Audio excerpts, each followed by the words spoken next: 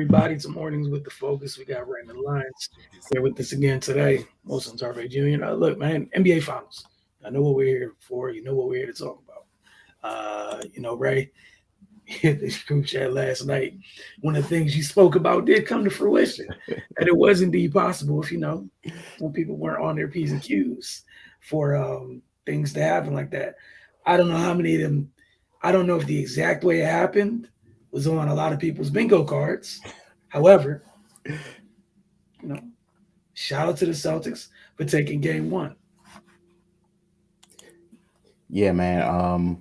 Yeah, like I said yesterday, it would be in their best interest to come out and get this game, and they did that. That being said, they got away with one. Like you pointed out, if you would have told me Al Horford was going to have 26 and hit six threes, I gotta look at you like he was crazy. But it played out that way. Thought Jaylen Brown played great once he settled down. Jason Tatum never found his rhythm offensively, but he contributed literally everywhere else. Uh, they were determined not to have him, get off, but he made them pay for it. Had 13 assists, made great decisions. I think he only had two turnovers. Defended really well. So like, yeah, the only downside to his game was that he didn't shoot the ball well. But his teammates more than made up for that. Um, Golden State, they started fast, and they had their typical Golden State third quarter. Celtics weathered the storm, and then they just shot the leather off the ball in the fourth quarter, and they kept up their defense. So yeah, man, they came in here. They got one out the way. You gotta expect on Sunday that Golden State is going to come out and try to bury them because one, they know they can't go down 2-0, and they can't lose the first two at home. So yes, the Celtics got to be ready for that. But it's great that they got this win, but it this is not sustainable. That's just being real, man. If you're going to expect to shoot 51% from three the entire series, then if you're banking on that to win, then you're probably not going to win. Uh, I kind of said last night during the game that they Tatum can't have pedestrian games. It's cool that he figured it out last night, but if in order for them to continue to survive with him playing the way he played last night, everybody else is going to have to play the way they played last night, and that's just not realistic, man. Those guys aren't going to be lights out like that every game. So yeah, it's good that they survived that one. Kudos to the others. They stepped up big, and they needed every bit of it. But yeah, man. Once once there's some regression to the mean here, Tatum's going to have to be the guy he was when they closed out Milwaukee and Miami, and play the way he played throughout the whole playoffs. That it's not going to bode well for them if he's the fifth leading scorer on the team every game. Like that's just what it is. On the Golden State side, things just got away from them. They ran into a bus, so it is what it is. It happens. Uh, yeah, they just got bombed in the fourth quarter. So hats off to Boston. And of course, Draymond had to give a sound bite. Like, dude, he said they dominated the first 42 minutes of the game and trailed at halftime. Like that doesn't make sense, man. Like, you're not on your podcast. Like, you're not, like, you don't have to go there, man. Like, you don't have to disrespect those guys. Like, and then the comment he made about their high shooting, and just kind of just brushed it off. Like, those guys, like, well, they're going to see that, and this team is here for a reason. So, like, I get it, man. You're the experienced team. You got the championship pedigree, but it's no need to give guys bulletin board material. So, like, just like Miami should have kept their mouth closed after Game 6 with all that "thanks for the inspiration" stuff. dude, just go out there and get it done. Talk when it's over. I that kind of just rubbed me the wrong way. I mean, it doesn't mean much in the grand scheme of things, but it just came off a little brash to me. Like you just lost game one of the finals at home that you should have won. This is not the time to be cocky. Like, so looking forward to game two, man, because I know Golden State is going to come out and try to bury them early, and I'm anxious to see the Celtics response. Man, I think if it's if they withstand the storm early, it's going to get interesting again. Like, this is not a foregone conclusion by any means on either side. So yeah, go. Like, I think I'm not gonna put this on them, but it could be possible that they're at the stage where they feel like, as if they got here, then it would just be business as usual and they're going to go on and win. Like, I mean, that's given their experience. I don't think that's what they're thinking, but just given the attitude from at least from Draymond after coming out in a game like this, nah, y'all got to come out here and play and take it, man. It's not going to be easy, but yeah, man, it was a great game from the Celtics. They got they one on the road, so pressure's on Golden State now. Yeah, like the Celtics did what they were supposed to do. And for Dre, I don't know why you're talking when one of the big reasons as to why last night happened the way that it did was you play in the front court, right? Horford plays in the front court, right? Rob Williams didn't have 26. Horford had 26.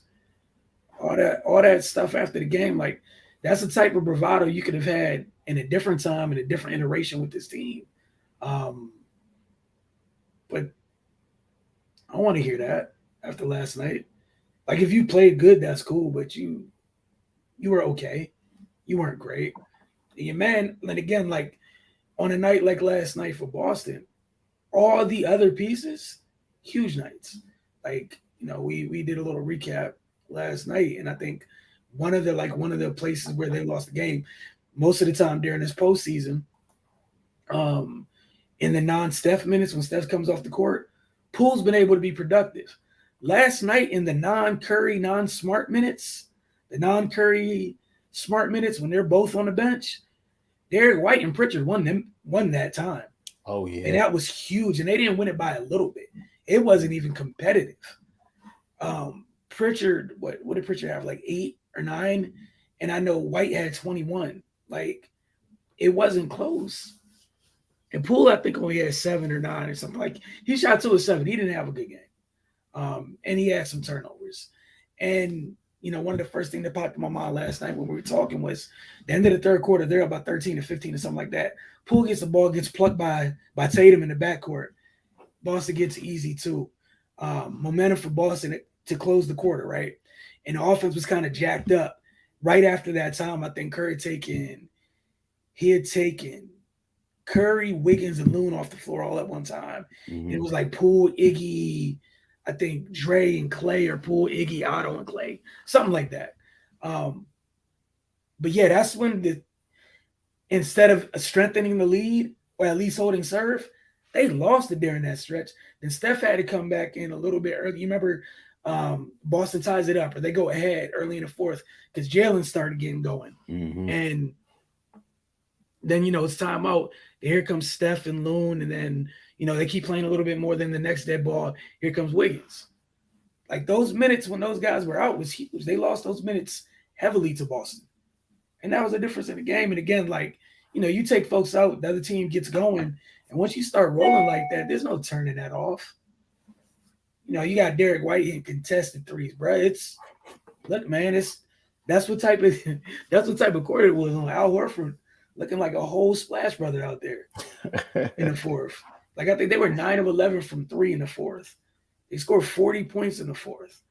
But to me, it all started at the end of the third, where you had a chance. Even if you just traded baskets with them, you would have went into the fourth like at least with a double-digit lead. Mm-hmm. But you didn't. And, and then Jalen sends his blood. He starts rolling, getting other folks involved. Next thing you know, balls flying around the yard. Remember they kept Marcus Smart out for a large period of the third because Pritchard was in there working. Yeah. Yeah, Pritchard, and I think he had what, 6 rebounds? Yeah, he has 6 rebounds, which playing. was tied with their bigs. And that's the other thing. The Boston front court outscored their 2 bigs outscored Loon and Dre. But to me, the rest of it was the rebounding. They only had 6 boards apiece. But you had Brown with 7, Pritchard had 6, Tatum had 5. Like the non-bigs, like I think on the Warriors, outside of Wiggins had 5. Y'all need to rebound. Curry had 5. Y'all need to rebound. You're gonna be out there, you need to rebound. And that's for Iggy, Otto, etc. You need to rebound. And obviously, I know Iggy just got back or what have you. Even then, some of the minutes, maybe Iggy had too much time on the court for just coming back, honestly, in some of them stretches. Like, had he been here, I think that's a little different. But I think that, like, that little section, when they had folks out, it killed them. Yeah. Yeah, absolutely. And I'm interested to see going forward. Like, I know Iggy's back in that school, but do you maybe insert a Kuminga, insert a Moody, just for the standpoint that maybe, like, yeah, you might not be able to score with that group that the others, like when Boston goes to their second group, but at least you'll have bigger bodies and capable defenders. Like, we know Moody and Kuminga are bigger. They're put together. They're not as slight of builds as Poole and Poole, Steph, things of that nature, or Otto even. Like, they're a little bit more sturdy. We know both of them kids have no issue going in there and mixing stuff up, or 50-50 balls. They're 10 years old. They're going to be wired to go, like, they're going to be wired to go do that stuff where somebody a little bit older might, they're busy thinking about it. The kid's already on the ground. Right. So, I mean, I'm interested in seeing it because obviously, like, you saw Poole struggle in the lights a little bit. Maybe Kuminga Moody struggle too, or those weird, super mature little kids do what you've seen them do in the past, which is for little stretches, just be productive. And even if it's 2 or 3 minutes here, at least you got rebounding. At least you got, when you switch, you got, Poole was getting attacked last night. Poole was getting attacked. Steph was getting attacked at times. Clay was getting attacked late because Jalen started going at Clay late. Just maybe you want to get some one of them sturdy type body types on the floor. But again, it's only one game, man. Like you said, I know people are jumping off their respective ends of the hot takes this morning, but it's one game. But Draymond, man, be quiet. I don't want to hear you talk to the end of till this thing's over. Because the other thing is, Draymond, keep this in mind. Y'all been talking and all the ridicule certain somebody else got heading into these finals. If y'all were to not get this done, you do know that pendulum swinging the other way. like I hope y'all know that. Like that, like right now it's on that side, so it's cool, right? It's just perched, waiting. Like in last night when you lost, they pulled that thing a little bit further more to that side.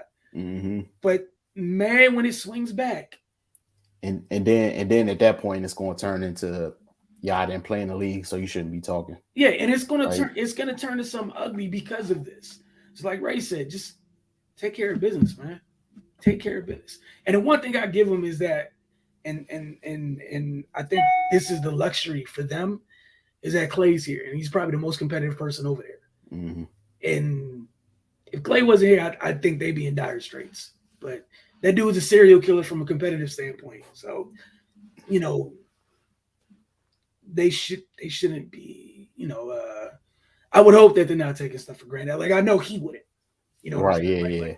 Like, I doubt he would let everyone else. But again, kudos to Boston, man. Kudos to Boston.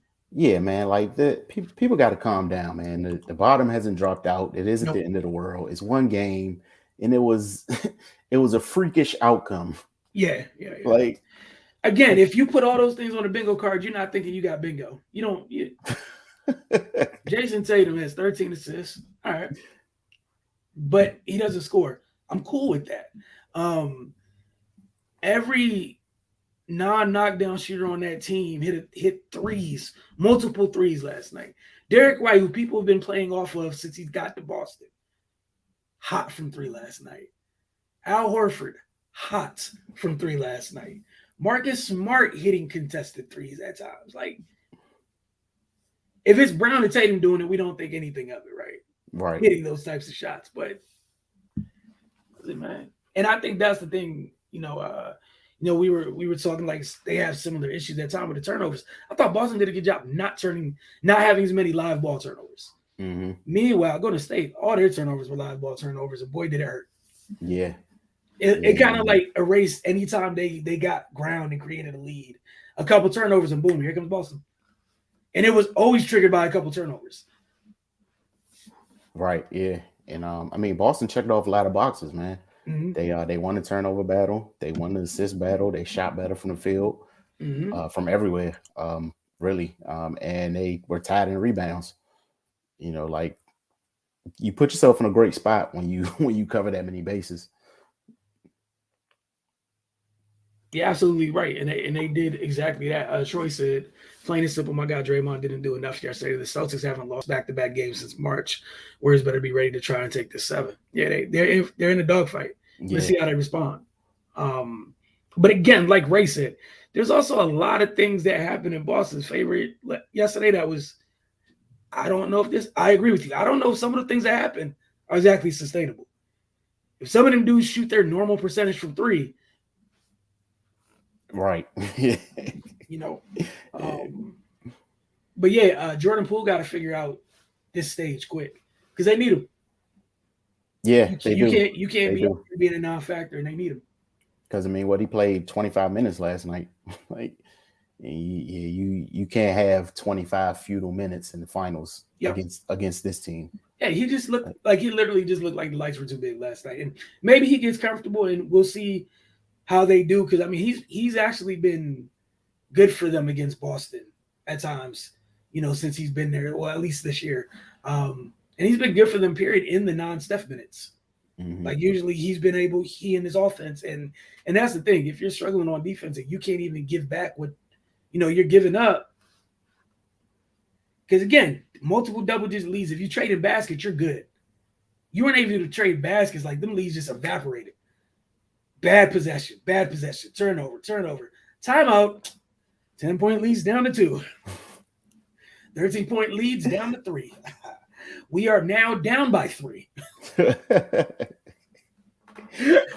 know what I'm saying? It happens quick. But I'm like, also what was interesting was Ime went like dumb small near the end of the game when they tried to get back in it, and then they took the lead.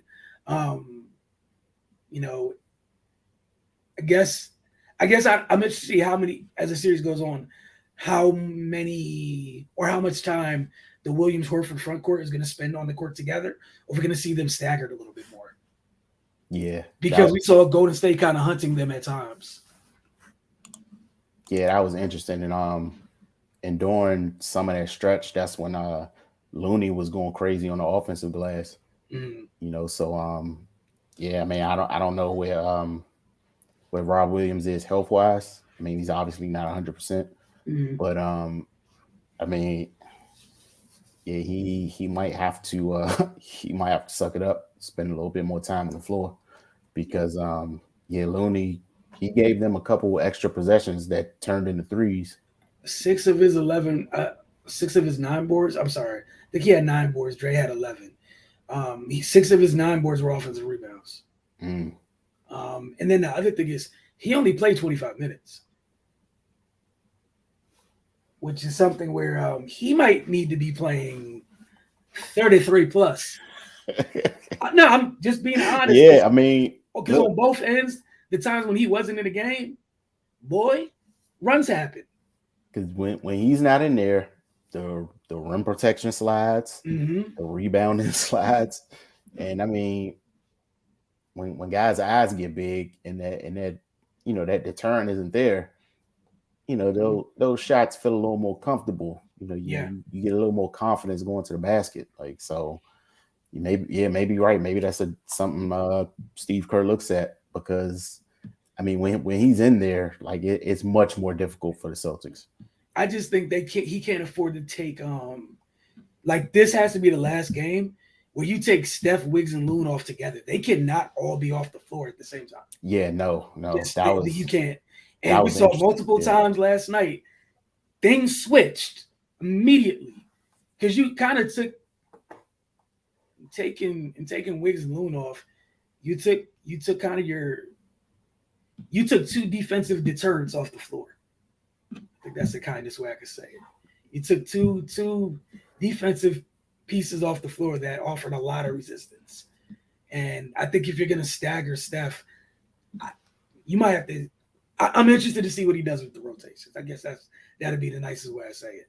Yeah, and that it probably doesn't hurt as much if Gary Payton II is available. Well, that too, and that could change things too, because those and again, and we said this going to this series, like some of those other guys gonna be huge. Mm-hmm. And it was only one game, but we saw Boston's other guys; they were ready to take advantage of an opportunity. And I think Steve kind of went with a tighter group last night. I think Cardell was saying last night, you might want to get back to what got you here. When the young crazy wide-eyed pups, like they've had stretches all through the playoffs. Yeah, man, and you're not gonna know how they do until you give them a chance to do. Exactly. So for all you know, they might be dumb calm. We just don't know. Like I didn't think Poole was gonna look that jacked up in the lights, and he looked super jacked up. Yeah. He was definitely pressing. And then maybe just the way the other two play, it might be easier for them to get into the flow of the game anyways. One of them was a rim runner. The other guy is I take my open threes and I move the ball and I set screens. And ain't neither one of them out here trying to pound the ball in submission, trying to do too much. And again, even in those non-Loon minutes, right? Or at least Kuminga is somewhat of he's going to contest stuff at the rim. Yeah. Moody on switches. He's a bigger physical guy. Like Jalen's going to do Jalen things, but I don't want Poole nowhere near Jalen. And that's the other thing for Poole too. You might have to just thug it out. You're gonna have to get stops. This halfway in, halfway out on defense. You got to man up. You're gonna have to do what Steph had to do. Steph went through this at one point. You gotta figure it out, man. And if Jaylen Brown has shown us one thing through these playoffs, is that if it's somebody in front of him that he feel like is unworthy, guess where we going? To the Baja. We saw it in the first round.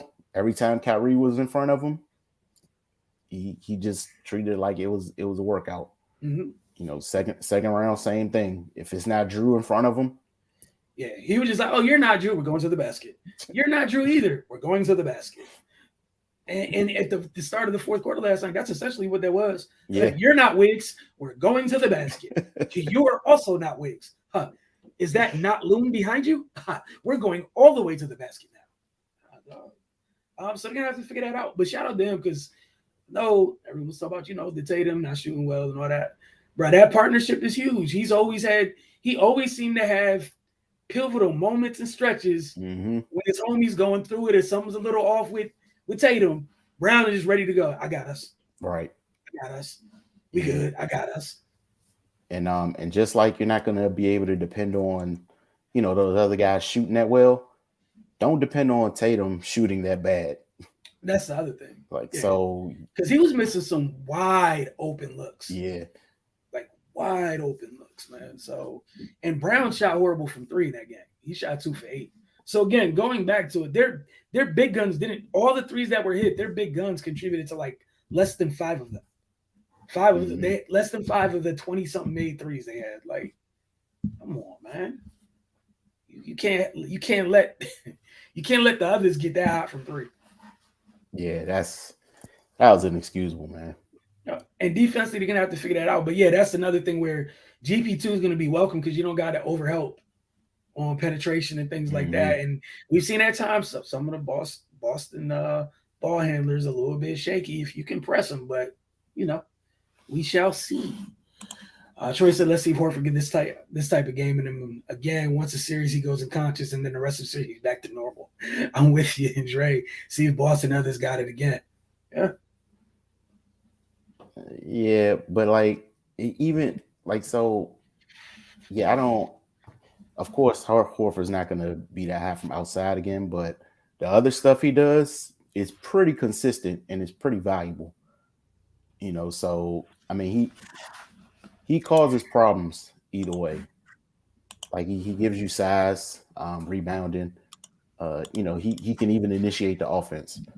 Like so, it's a problem, man. So if like just say he's not going to make 6 threes, but he's going to be at the top of the key, and in the game where Tatum's back to himself, he can find him. So I mean, nothing's set in stone here. Like so, it's not going to be a case where if the Boston guys don't shoot that well again, then okay, it's automatically everything's cool for the Warriors. Because if Tatum's going to be 40-piece nugget Tatum, then that's a whole different thing you got to deal with. So we'll see, man. Yeah, and I just wanted to go pull up the box score. Yeah, I think Al kind of low key got going during the non-Loon minutes. Yeah, Loon's gonna have to play. Loon can't be off the court. Loon can't be off the court. Whatever people think of him during those runs, when Horford and Williams are in that front court, Loon kept coming up with boards. Loon kept making plays. Loon was protecting the rim. So I don't know. I don't have reasoning behind this. But you might have to match them, when Al come in, as Al come in and go out, Loon might have to be tied to him, honestly. Because I mean, who you gonna roll with after him? You gonna put Dre at the 5? Or I mean, they did a little bit of time last night, and we saw how things went a little bit. So again, I wouldn't be shocked if you start seeing some of these little kids make their final debuts. Because that's the other thing, like the outright raw athleticism. We saw the differences there at times last night. Mm-hmm. That's not being mean to anybody. We try to be truthful here.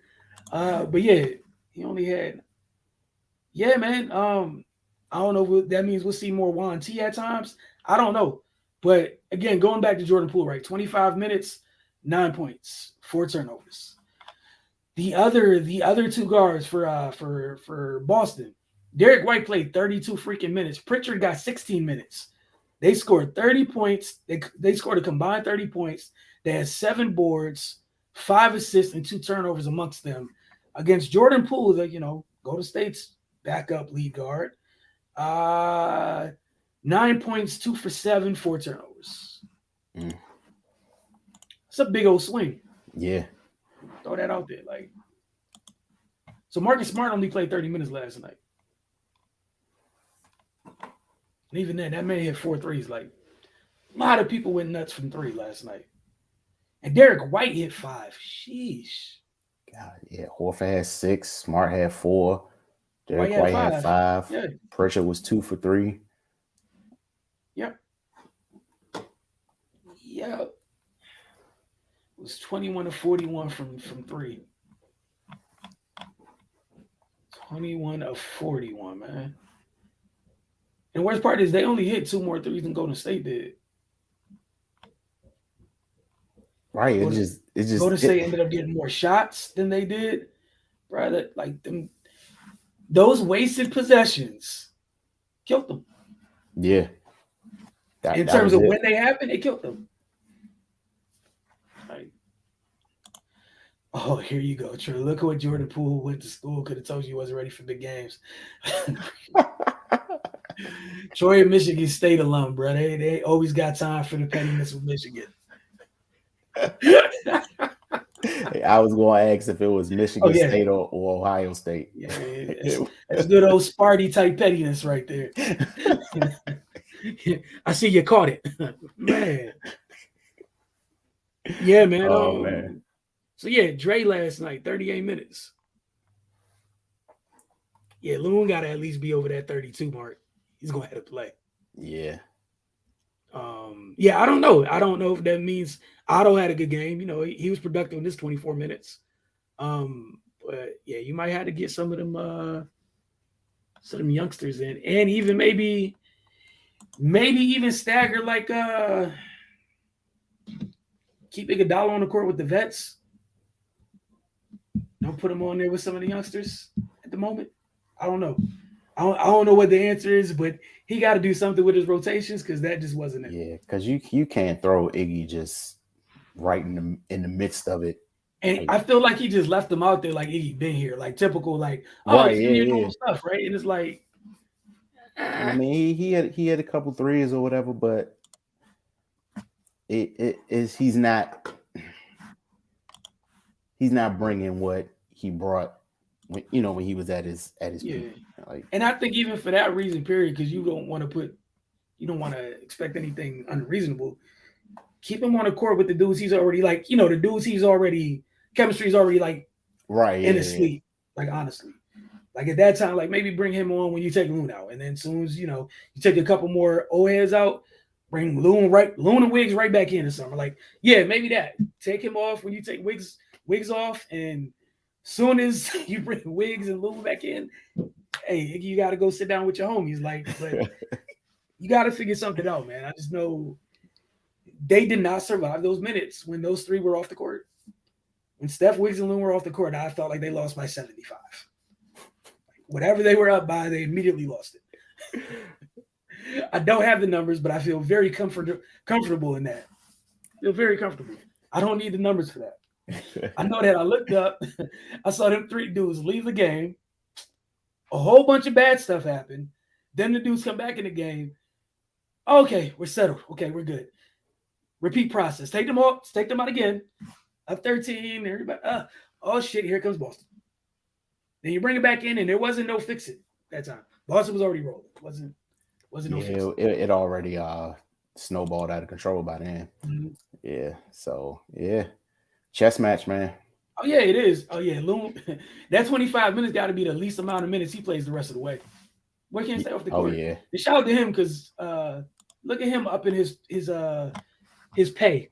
Okay. Yeah, and that's the other thing with him off the floor. So he had 5 assists. So he plays a role in that ball moving and things like that, especially being part of the handoffs or what have you. And then the offensive rebounds, making the right pass off of it. All that stuff matters, man. And again, during this run, how many bigs you seen kind of work Horford and Williams on the glass? 0. So I don't know what's going on with Loon, but the boy needs to be on the court, Steve. You need to figure that out. And then Allen Robb looked like Allen Robb as soon as old boy was gone. So figure that out. Look, man, it was just one day. It was just one day, one game. We'll see you guys Sunday night. Recap after the game, and then obviously Monday morning we'll be right back here to talk about it because everybody doesn't tune into both, and also it's still worth talking about the following day. It's still gonna be worth it. But I wish y'all the best with dealing with some of the fiery takes that I'm sure are being shared and written this morning. Some autopsies were written last night. Like a lot of things were happening after game one. But y'all have a great day. We'll see y'all. Enjoy your weekend. See y'all Sunday night. So probably game starts about 8, I think. Is it 8 on Sunday? So yeah, 8 o'clock. Mm-hmm. Recap be up. We'll probably get to talking to you guys about 10:30, something like that. We'll see what happens. But y'all have a good one.